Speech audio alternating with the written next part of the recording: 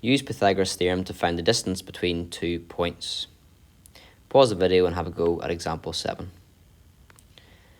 Example 7, find the length of the line segment AB, where A is 2, 1 and B is 8, 9.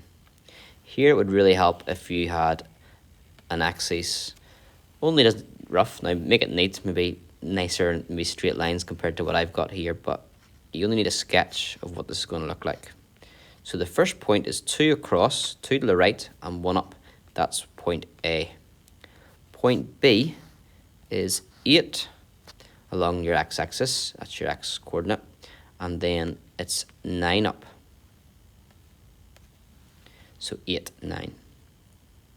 To find the length of the line that runs from A to B, what we do is we identify that that could form a right angled triangle if we drew in a horizontal from 2 to 8 and a vertical from B down to from 9 to 1. So there's a right angled triangle, and opposite the right angle is our hypotenuse. So if we're going to try and find the length of the line AB, we're actually finding the hypotenuse. So we've got our formula. The hypotenuse squared is A squared plus B squared. The hypotenuse squared would be, well, what length are these short sides? Well, along the x, it runs from 2 to 8, which would be a distance of 6.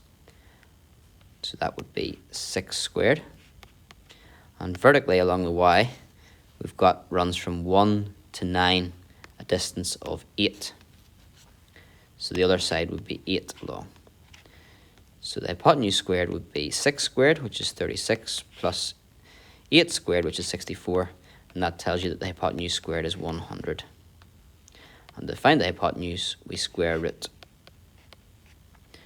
If h squared is 100, h is the square root of 100, which is 10. And the hypotenuse is longer than the other two sides. And you'll see actually that forms a Pythagorean triple. There's 3, 4, 5 triangle, 6, 8, 10 is double that.